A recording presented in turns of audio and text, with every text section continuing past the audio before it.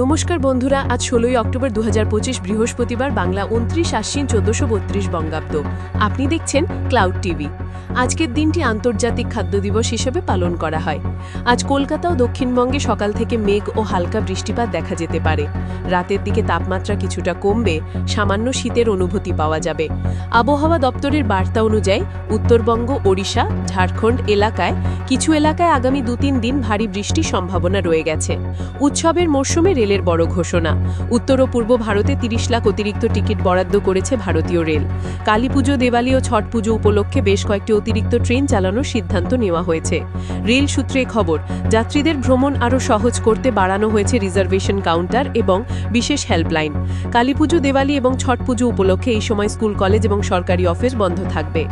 ধনতেরাসে আকাশ ছুঁয়েছে সোনার দাম। ঘরে সমৃদ্ধি আনতে এই 7 বিকল্পের কথা ভেবে দেখতে পারেন। রূপোর জিনিসপত্র, রান্নার পাত্র, দেবদেবীর মূর্তি, ঝাঁটা, গাড়ি কিংবা ইলেকট্রনিক্স জিনিসে কেনা যেতে পারে। ধনতেরাসে বীমা কেনা শুভ বলে মনে করা হয়, কারণ এটি আপনার পরিবারের মঙ্গল ও সুরক্ষার জন্য দীর্ঘমেয়াদী বিনিয়োগ হিসেবে বিবেচনা করা হয়।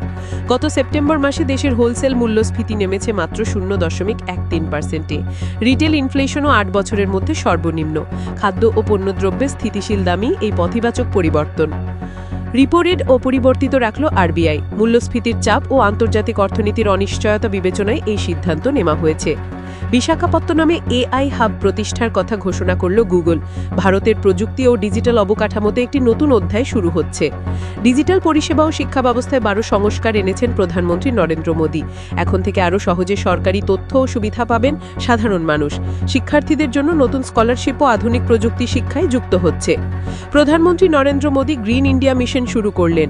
লক্ষ্যমাত্রা 2035 সালের মধ্যে দেশের 65% নবায়নযোগ্য শক্তি, পরিবেশ, জলবায়ু এবং বিদ্যুৎ ক্ষেত্রে এটি দেশকে নতুন উচ্চতায় নিয়ে যাবে।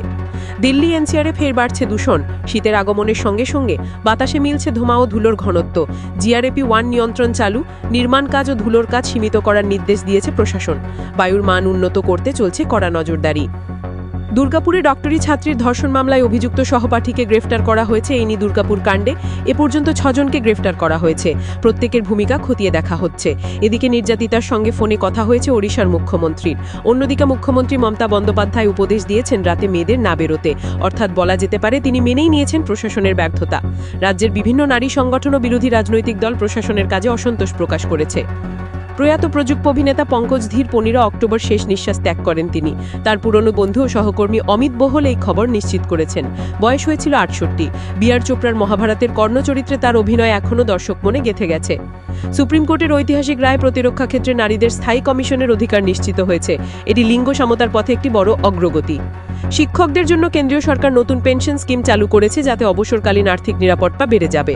বিশ্ব স্বাস্থ্য সংস্থা বা WHO জানিয়েছে, ভারতে তৈরি 3টি কফ সিরাপে বিষাক্ত উপাদান পাওয়া গেছে। জনগণ ও প্রশাসনকে সর্বোচ্চ সতর্ক থাকার পরামর্শ দেওয়া হয়েছে। বিহার নির্বাচনে বিজেপি প্রকাশ করেছে প্রথম দফার প্রার্থী তালিকা। 71টি আসনে প্রার্থীর নাম ঘোষণা করা হয়েছে এবং তাতে নারীদেরও বিশেষ গুরুত্ব দেওয়া হয়েছে। অন্যদিকে জেডিইউ, আরজেডি ও কংগ্রেসের মধ্যে আসন ভাগাভাগি নিয়ে তীব্র উত্তেজনা চলছে। দীঘায় এবার বাম প্রার্থী সুশান্ত সিং রাজপুতের খুড়তুতো বোন দিব্যা গৌতম। এই ছিল আজ 16 অক্টোবরের সব বড় খবর একসাথে। আরও আপডেট পেতে চ্যানেল সাবস্ক্রাইব, ভিডিওতে লাইক ও বন্ধুদের সঙ্গে শেয়ার করতে ভুলবেন না।